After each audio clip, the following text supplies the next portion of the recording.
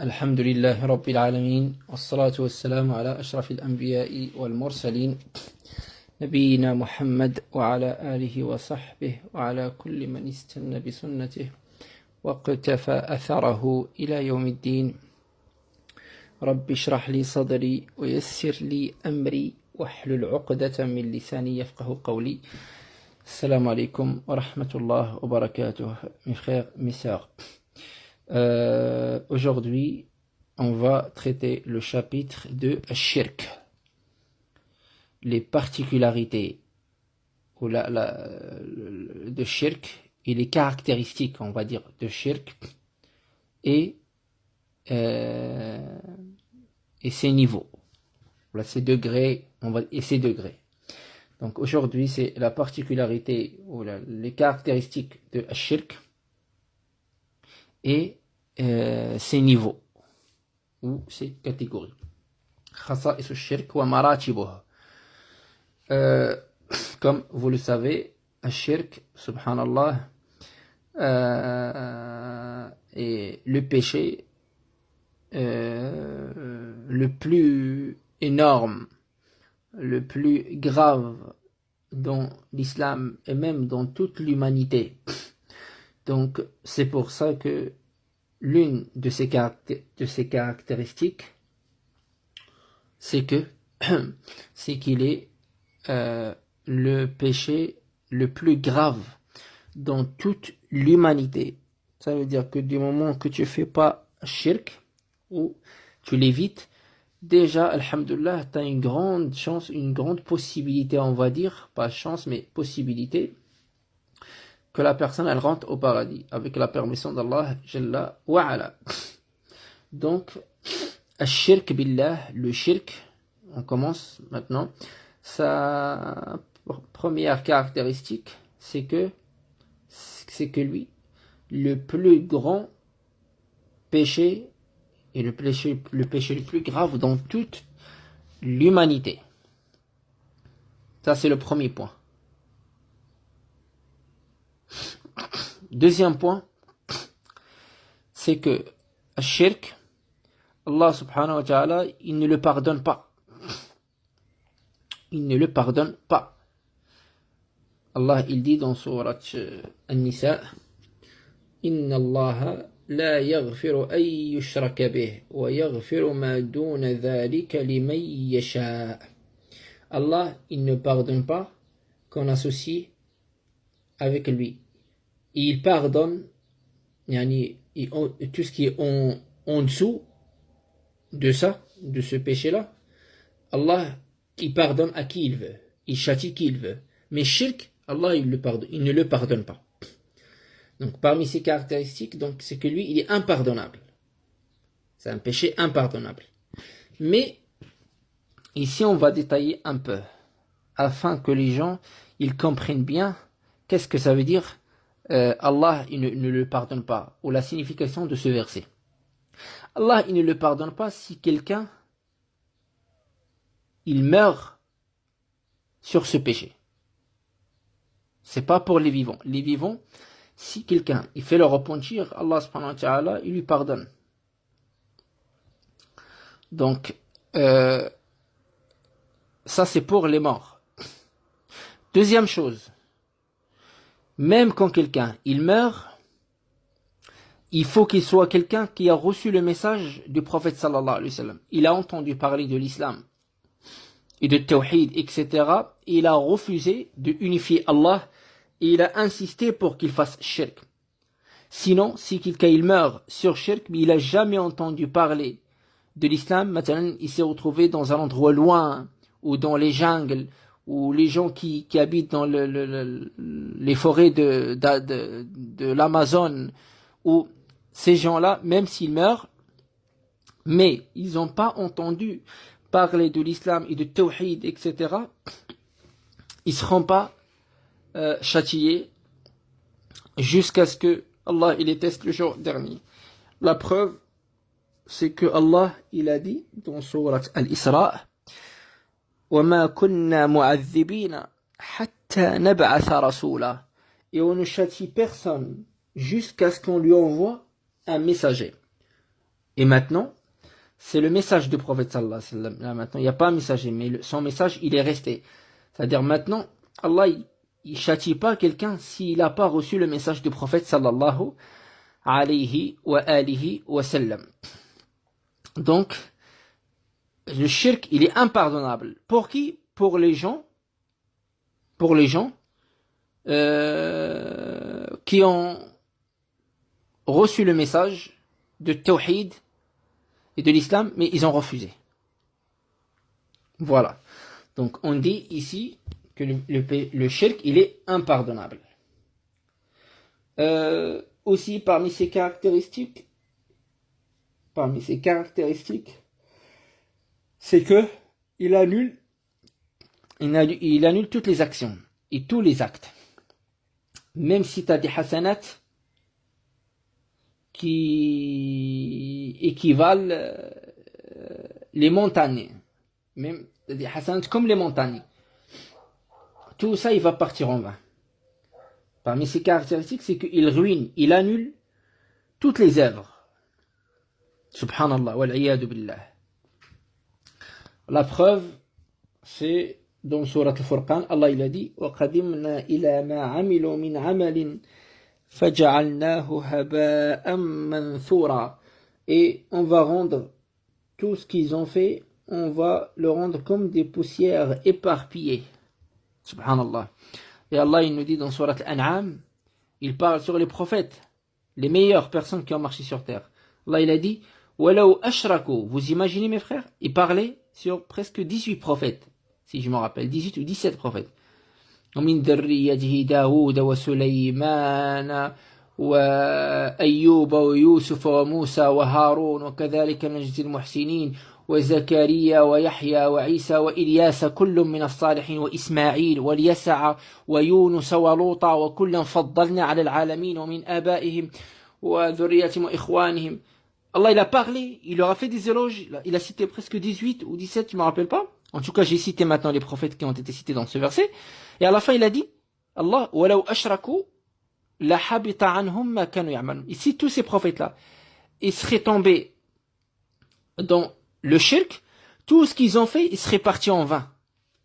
Subhanallah, vous imaginez, même les prophètes. Dans Surat Al-An'am, les bestiaux. Donc, c'est parmi ces caractéristiques, c'est que il ruine, il détruit tous les actes et toutes les œuvres. Subhanallah. C'est pour ça qu'on dit, avant de faire les bons actes et avant de faire, il faut que tu construises, subhanallah, tous les actes sur des fondations saines et des principes corrects et des fondements solides. C'est quoi? C'est du tawhid et s'éloigner du shirk. Purifier tout ce que tu fais du shirk. Subhanallah. Après, tu peux construire le reste. Quatrième point, c'est que le shirk, parmi ses caractéristiques, c'est que c'est la première chose contre laquelle les messagers ont averti leur peuple. La première chose. Ils leur ont pas dit, faites attention, il faut pas mentir, il faut pas médire, il faut pas fourniquer, il faut pas ça, il faut pas boire d'alcool. Non, non, non. Ils ont commencé par le péché le plus grave, qui est le shirk. فأول شيء حذر منه الأنبياء والمرسلون هو الشرك. C'est la première chose contre laquelle les messagers ont averti leur peuple, c'était le shirk billah. La première chose. Et le prophète sallallahu alayhi wa sallam, il est resté presque 13 ans à Mecca, ou là on va dire presque 10 ans, pas 13 ans, 10 ans, c'est que en appelant son peuple à tawhid et les mettre en garde contre le shirk. Et contre le shirk. Et aussi les autres messagers, Ibrahim, Nuh, Hud, Salih, Daoud, Sulayman, etc. Tous, dans le Coran, c'est marqué. La première chose, c'était quoi? Al-shirk. Al-shirk. Comme Ibrahim, Allah, il a dit sur Ibrahim, Al-Khalil, il a dit وإذ قال إبراهيم لأبيه آزر أتتخذ أصناما آلهة إني أراك وقومك في ضلال مبين. Et lorsque Ibrahim a dit à son père qui s'appelle Azar, son père Azar, est-ce que tu prends des statues pour des divinités? Je te vois dans un égarement explicite. Qu'est-ce que tu fais? Tu prends des... Il lui a pas dit, papa, non, il faut pas, Hada, il y a du mensonge. Regarde, viens, je te montre la prière. Il a commencé déjà par la base, à shirk. Et Sulayman aussi, subhanallah, quand il a envoyé l'oiseau, et l'oiseau lui a dit j'ai trouvé des gens, etc., et une reine qui sont en train d'adorer le ciel en dehors d'Allah, etc., il leur a envoyé un message. Sulayman leur a dit qu'est-ce que vous faites, etc., et soumettez-vous à Allah Jalla wa ala, et évitez shirk. Yusuf alayhi salam en prison, quand deux personnes ils lui ont dit est-ce que tu peux nous interpréter le rêve, il leur a dit d'accord, pas de souci, mais venez, je parle avec vous, etc. C'est pourquoi vous adorez des divinités? C'est quoi le mieux? Un seul Dieu unique ou shirk associé avec lui plusieurs divinités qui valent rien? Subhanallah, qui valent rien. Donc tous les messagers, ils ont commencé par shirk déjà à la base. Commencé par avertir leur peuple contre shirk. Donc, et le dernier point, c'est que shirk, subhanallah,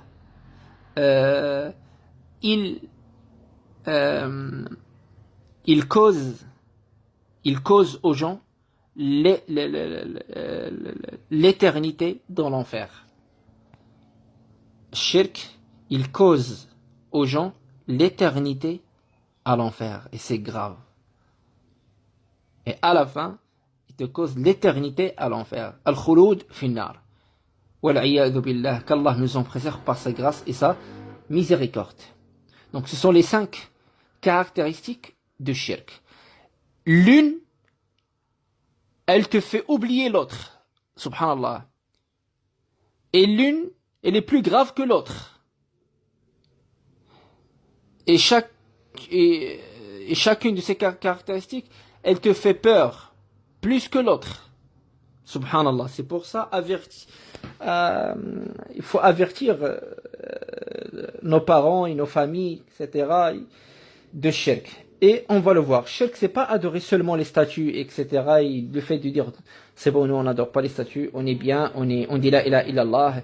On n'est plus comme les Qurayshites qui existaient à l'époque du prophète sallallahu alayhi wa sallam. Ils avaient des statues et des pierres. Et non, le shirk, il existe jusqu'à maintenant. Shaitan, il a embelli le shirk à notre communauté. Il existe même parmi les musulmans. On va voir les catégories de shirk. On a shirk akbar. On a une grande association. Et on a une petite association. Et on a l'association dissimulée. On a shirk akbar ou shirk asghar ou shirk khafi. Association dissimulée ou association cachée. أما الشرك الأكبر فهو دعوة غير الله مع الله جل وعلا وعبادة غير الله مع الله جل وعلا. Ça veut dire adorer quelqu'un d'autre directement avec Allah. مثلا, quelqu'un, il adore d'autres divinités avec Allah Jalla wa ala, ou quelqu'un qui prie pour quelqu'un d'autre en dehors d'Allah Jalla wa ala, ou quelqu'un qui réserve des adorations de l'islam à quelqu'un d'autre en dehors d'Allah Jalla wa ala, comme si quelqu'un il fait la prière, il se prosterne, mais se prosterne pour quelqu'un d'autre en dehors d'Allah Jalla wa ala. Quelqu'un qui jeûne pour quelqu'un d'autre, pas pour Allah Jalla wa ala. Quelqu'un qui fait des du'a, mais pour quelqu'un d'autre, pas Allah Jalla wa ala, à une tombe, ou à un arbre, ou un shaitan, ou etc. Donc adorer directement quelqu'un en dehors d'Allah Jalla wa ala, et réserver l'une des adorations de l'islam à quelqu'un d'autre en dehors d'Allah Jalla wa ala. Donc hada shirkun akbar, c'est une grande association qui te fait sortir de l'islam. Petite association. Petite association, la différence, c'est que tu sors pas de l'islam. C'est pourquoi on dit petite. Tu sors pas de l'islam. Mais les ulama, ils ont divergé. Est-ce que tu seras châtié quand même et après Allah tu rentres au paradis ou Allah subhanahu wa ta'ala, il peut le pardonner parce que c'est le petit. C'est quoi le petit? Le petit, c'est de toujours connaître que c'est Allah qui mérite toute l'adoration, mais prononcer des paroles de shirk sans croire en ces paroles, sans croire en ça. Ou faire un acte sans croire que cet acte-là, c'est qu'il fait quelque chose avec Allah. Mathalan, je donne un exemple. Quelqu'un qui va accrocher des talismans ou qui va accrocher la main de Fadna. Mais il te dit, c'est Allah qui me donne, alhamdoulilah, c'est Allah qui fait tout, je sais que c'est Allah qui mérite. Et pourquoi tu mets ça? Ça c'est juste un porte-bonheur. Un porte-bonheur. Mais il ne s'adresse pas à la main de Fadna, il ne demande pas à la main de Fadna, oh, donne-moi ça, etc. Non, il ne lui réserve pas une adoration, le talisman, mais il le met, voilà, pour qu'il soit un porte-bonheur. Et malheureusement, beaucoup de musulmans, ils font ça. Et ça, c'est grave, c'est un shirk, mais il est petit, minime. Minime, parce qu'il ne lui réserve pas l'adoration, comme les doigts, les invocations. Il fait pas des invocations, et il ne supplie pas les talismans ou la main de Fadna, mais quand même, il croit que c'est un porte-bonheur. Alors que ça, c'est du shirk, mais il est minime. Aussi, le fait de jurer sur quelqu'un d'autre en dehors d'Allah. Tu dis, Matalan, je te jure sur la tête de ma mère. Ça, c'est du shirk. Lakin, pourquoi il est minime? Parce que quand tu jures, normalement, on doit jurer par Allah. Il faut glorifier Allah. Mais quand les gens jurent par la tête de leur mère, ils savent que la tête de leur mère, c'est pas comme Allah. Ils savent que la tête de leur mère, ou je te jure par Hada, ils savent que c'est pas comme Allah. Ils savent qu'elle donne rien, la tête de ma mère. Au fond de lui, il sait. Lakin, c'est juste parce que, à force de répéter ça, trop répéter ça, les gens, ils répètent ça. Mais lui, au fond de lui, il sait que la tête de sa mère, ou sur le Hada, elle fait rien. Et elle a rien. Donc, mais c'est un shirk parce que quand même il a prononcé. Et ce qu'il a rendu minime parce qu'avec son cœur, il croit pas en ça. Mais le petite association, elle peut se transformer en grande association si le cœur aussi, il suit la bouche. Donc, c'est ça, shirk al-asghar. Ad-dalil ala hada, la preuve, mes frères, mes sœurs, c'est que le prophète sallallahu alayhi wa sallam, il a dit Man ta'allaqa tamimatan faqad ashrak. Celui qui va mettre un talisman, ou là, il va accrocher quelque chose, il croit que c'est un porte-bonheur ou la porte-malheur, il a ashrak, il a fait de l'association. Mais ça revient à lui. Si il l'adore pas, mais il croit que c'est juste un porte-bonheur, quand même c'est un porte-bonheur, c'est shirk asghar. Mais s'il croit que c'est elle-même qui donne le bonheur, ça, il devient grande association. Pareil, jurer par quelqu'un d'autre, il a dit, le prophète sallam, Man halafa bi ghayrillah faqad kafara ou ashrak. Celui qui jure par quelqu'un d'autre en dehors d'Allah, certes, il a associé ou il a mécru en Allah Jalla wa ala. Donc, ça c'est un exemple de shirk al-asghar, la petite association. Mais quand même, elle existe beaucoup maintenant entre les musulmans, malheureusement. Et les gens ils croient que shirk, il n'existe plus, et c'est bon, on dit la ilaha illallah, et le problème il est réglé. Non, il n'est pas réglé. Parce qu'on n'étudie pas notre religion. On n'étudie pas c'est quoi shirk. Comment tu veux éviter quelque chose alors que tu ne l'as pas étudié? Tu ne la maîtrises pas. Subhanallah. Et le troisième shirk, aussi, il est trop propagé. Malheureusement. Et même dans les mosquées, même dans les endroits de l'adoration. Shaitan, il a réussi à embellir ça aux gens. Parce que Shaitan, il ne se résigne pas, il baisse pas les bras, il va rester, il veut égarer l'humanité, surtout les musulmans. Donc, il leur a créé ce shirk. Il a poussé les gens à faire ce shirk. C'est quoi le shirk dissimulé? Comme il le dit le prophète dans un hadith rapporté par Muslim, dans un hadith rapporté par l'imam Ahmad fil Musnad, bisanadin Hassan, avec une bonne chaîne de transmission. Il a dit le prophète Inna akhwafa ma akhafu alaykum. Écoutez, qu'est-ce qu'il a dit? Le prophète sallallahu alayhi wa sallam. Inna akhwafa ma akhafu alaykum.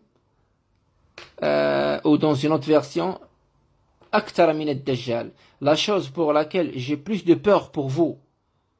J'ai plus de peur pour vous plus que l'antichrist, ou là le faux messie, plus. J'ai peur pour vous. C'est quoi? Il a dit, c'est le shirk dissimulé. Ils lui ont dit, c'est quoi le shirk dissimulé? Les compagnons, قالوا وما الشرك الخفي؟ قال يقوم الرجل فيزين صلاته لما يرى من نظر رجل. Il a dit, l'homme, il commence à prier, ou à faire les adorations. Il voit les autres en train de le regarder. Il commence à embellir sa prière. Subhanallah. Alors que pour lui, il gagne du ajr, alors qu'il est en train de faire shirk. C'est pourquoi c'est du shirk? Parce qu'il a commencé, il a essayé d'attirer l'attention des autres en faisant une adoration à Allah Jalla wa Ala, comme s'il a adoré, il a essayé d'adorer même les autres. Normalement, l'adoration, il faut qu'elle soit réservée complètement à Allah Jalla wa Ala, mes frères, mes sœurs. Complètement.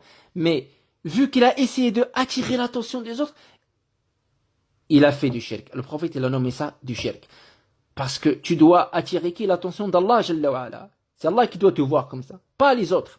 Mais le fait de faire une adoration en même temps, attirer l'attention des autres, regardez-moi, etc., comme si tu as fait pour Allah et aussi pour les autres. Il est considéré comme du shirk. Et beaucoup même dans les mosquées, ils le font.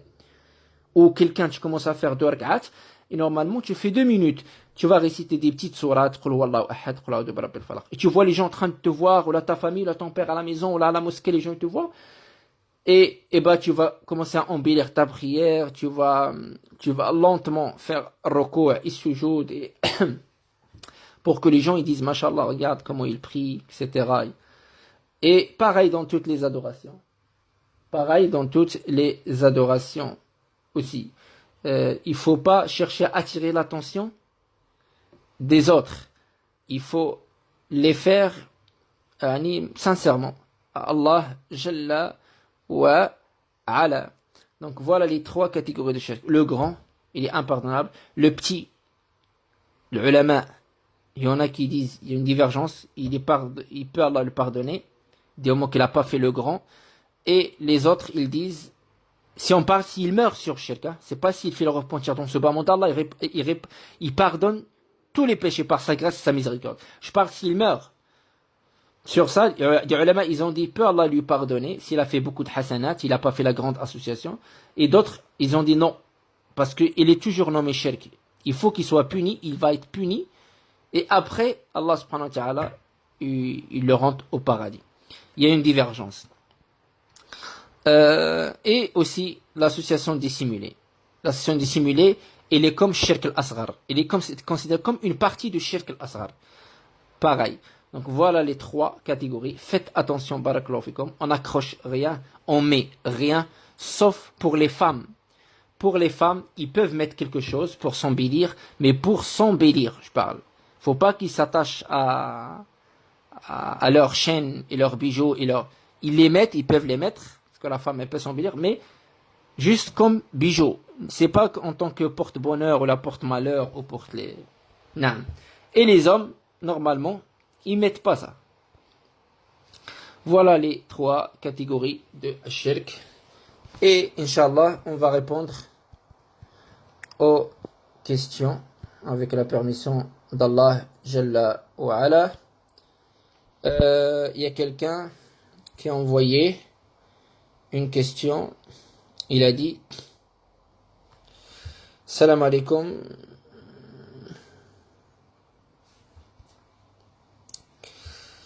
Dans sourate 72, l'aya numéro 7, la sourate 72, c'est sourate Al-Jinn. Le verset numéro 7, d'accord. وَأَنَّهُمْ ظَنُّوا كَمَا ظَنَنْتُمْ أَن لَّن يَبْعَثَ اللَّهُ أَحَدًا. Traduction en français, on peut lire, ils avaient pensé, comme vous avez pensé, qu'Allah ne ressusciterait jamais personne. Non, c'est faux cette traduction. C'est pas résurrection ça. Bon, je continue. La traduction, il n'est pas bien. Je continue. Dans le tafsir d'Ibn Kathir et celui de Cheikh Saadi, le terme yab'at est traduit par enverrer, et traduit par n'enverrez pas de messager. Oui, c'est ça. C'est ça. Les ulama de tafsir, voilà, ils vous ont donné la vraie explication. C'est ça. C'est pas ce qui est écrit dans la traduction. Ibn Kathir et Cheikh Sa'di et Cheikh Ibn Kathir, les savants, ces savants-là, leur traduction qui est correcte. يبعث هنا أي envoyer. البعث عنده يعني ينقسم إلى قسمين وله معنيان في اللغة. Il a deux sens dans la langue arabe. La résurrection, نقول يبعث الله الناس, il va ressusciter les gens, la sortie de leur tombe le jour dernier, par sa grâce, sa miséricorde. Et ba'th, c'est envoyer. Aussi, le deuxième sens, c'est envoyer. Ici, dans le verset, c'est envoyer. Envoyer, parce que les shayatins, ils étaient dans le ciel, et ils faisaient ce qu'ils voulaient, etc. Ils croyaient que, ça y est, il y aura plus de messagers après Isa ibn Maryam. Et ils peuvent écouter dans le ciel ce qui se passe. Et ils ont cru qu'Allah, il va pas envoyer un dernier messager. Parce que quand Allah, il envoie un dernier messager, ça y est, le ciel, il devient sécurisé, contrôlé, et des foudres qui suivent les shayatins. À chaque fois qu'Allah, il envoie un messager. Et le ciel, il devient contrôlé. Donc, le terme yab'ath, c'est la vraie traduction ou la vraie explication de ce verset, c'est envoyer des messagers. Ils ont cru qu'Allah, il va pas envoyer d'autres messagers. C'est pas ressuscité. Salam alaikum wa rahmatullah. Allah dit dans le Coran, Surat al-Anbiya, les prophètes, le jour où nous plierons, et c'est quand tu as commencé la prière, ainsi que les besoins, et nous plierons. Dans ce verset, Allah, qu'il commencera une nouvelle créature après nous avoir fait réciter, ou ce verset veut dire autre chose, barakallahu fiqh. Ce verset, la personne, elle a cité le verset numéro 104 dans Surat Al-Anbiya.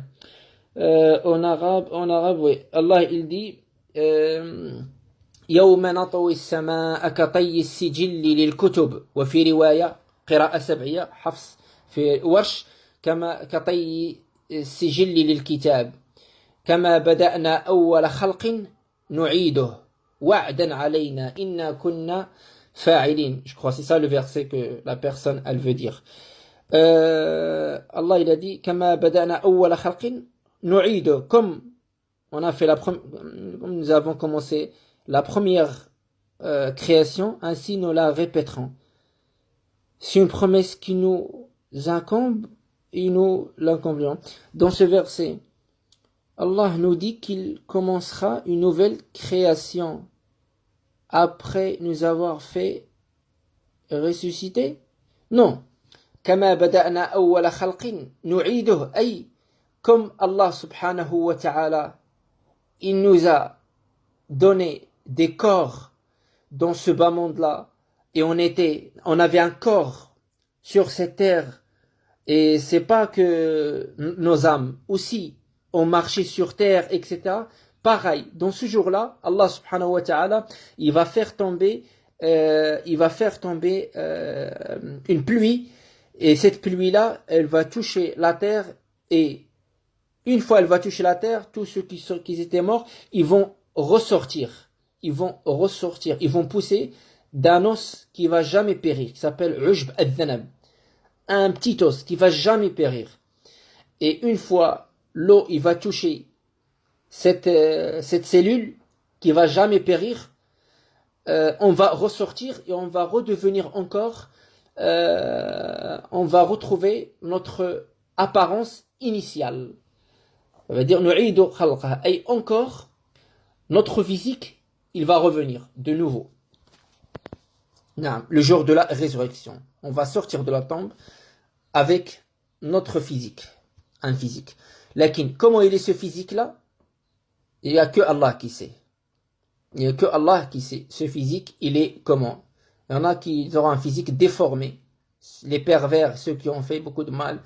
Et ceux qui sont bien, ils auront un bon physique et bien, ils seront sur des montures. Même, ils vont monter sur des montures. Donc c'est ça l'explication de ce verset. Comme nous vous avons donné un physique et un corps dans ce bas monde-là, le jour dernier aussi vous allez sortir avec un autre corps, avec un corps. Allah, Le corps, il va pousser.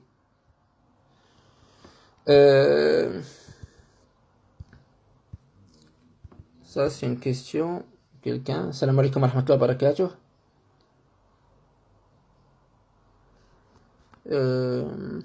Est-ce que vous pouvez expliquer ce point dans l'Aqidah Tahawiyya? Jazakallahu khairan. Naam. L'Aqidah, dans l'Aqidah Tahawiyya. Naam. L'imam At-Tahawi, rahimahullah. Sachant que ça, cette Aqidah, on va l'expliquer dans le centre, dans notre apprendre-ta-religion.com.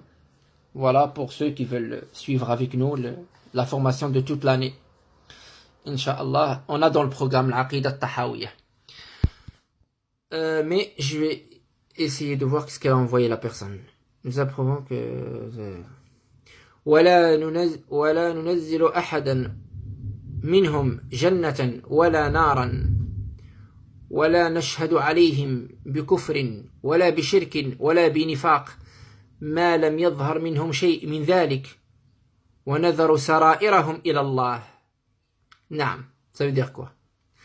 Ça veut dire ici, il parle sur notre aqidah, nous, vis-à-vis des musulmans.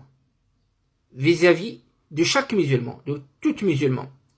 C'est pas les non-musulmans. Ici, il parle sur les musulmans. Ça veut dire que les musulmans qui sont morts, ou même ceux qui sont vivants. Mais surtout ici, il parle des morts. Il a dit, et nous n'approuvons, on donne à personne, on peut pas dire que quelqu'un, il va rentrer au paradis ou à l'enfer. C'est normal. On peut pas dire si un musulman il meurt. C'est même un savant il meurt.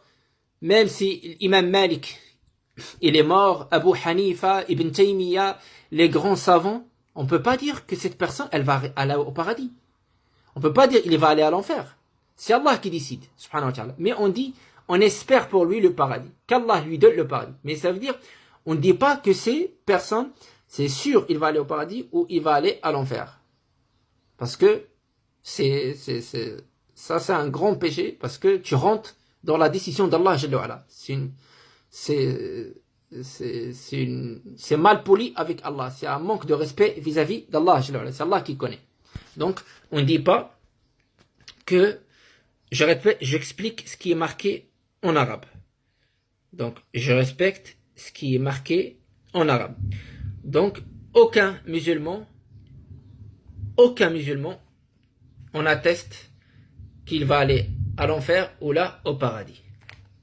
Ça veut dire on fait des du'as pour eux, qu'Allah leur donne par rapport à ce qu'ils ont fait, mais personne ne sait qui va aller à l'enfer ou qui allait au paradis. Même s'il était musulman, pieux, savant, oui, c'est Allah qui décide à la fin, mais on dit qu'Allah lui donne le paradis.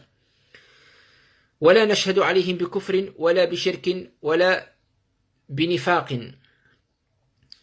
Ça veut dire, et en même temps, on ne dit pas qu'ils sont dans la mécréance ou là du shirk ou de l'hypocrisie. Du moment qu'ils nous ont pas montré quelque chose de ça. Ça veut dire, quelqu'un, tu peux dire, ouais, mais peut-être il est au fond de lui, mais on ne sait jamais pourquoi tu dis pas il va, mais peut-être il est au fond de lui. Allah, il nous a pas demandé de voir qu'est-ce qu'il y a dans les cœurs. C'est pour ça, Cheikh, il a dit ça. On n'atteste pas qu'ils sont que mécréants, peut-être ils ont shirk, ou peut-être ils ont nifaq dans leur cœur, nous on ne sait pas. Et toi tu sais pas, tu regardes les apparences. Nous, ça veut dire on voit les apparences et ce qu'il y a, subhanallah, dans les cœurs, ça, il est pour Allah Jalla wa ala. Nous on juge selon l'apparence. Tu me montres que tu es un musulman, pour moi tu es un musulman. Je fais des doigts. Pour toi, si tu meurs, je dis qu'Allah lui donne le paradis, etc. Il était musulman, voilà. Si tu me montres que toi t'es pas musulman, eh ben, je fais pas des doigts si tu meurs. Même si tu étais musulman, au fond de toi. Mais nous, on voit les apparences. Et les cœurs, c'est Allah qui les connaît. Ça, il parle sur Ahl-Qibla, il parle sur les musulmans d'avant ou de maintenant, généralement. Donc, on aime nos frères, mais on n'a pas le droit de dire qu'il y a quelqu'un qui va rentrer au paradis, quelqu'un qui va rentrer à l'enfer. On n'a pas le droit, parce que c'est Allah qui décide, mais on dit qu'Allah leur donne le paradis. Donc, parce que c'est Allah qui décide, comme si on rentre avec Allah dans sa décision. Oui, Allah il a dit, les musulmans ils vont rentrer au paradis, mais, généralement, mais, pour préciser quelqu'un exactement, dire cette personne, il va rentrer au paradis, on ne sait pas. Tu ne sais pas qu'est-ce qu'il a entre lui et Allah, donc on dit qu'Allah lui donne. Et on ne dit pas que, voilà, ils ont peut-être du shirk dans leur cœur, l'hypocrisie, etc. Parce que nous, on voit l'apparence. Et les fonds, leur fond, il est confié à Allah. C'est lui qui connaît.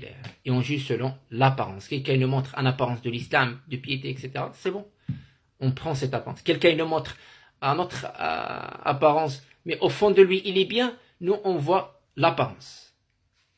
Barakallahu fikum. صلى الله وسلم على نبينا محمد وعلى آله وصحبه وآخر دعوانا أن الحمد لله رب العالمين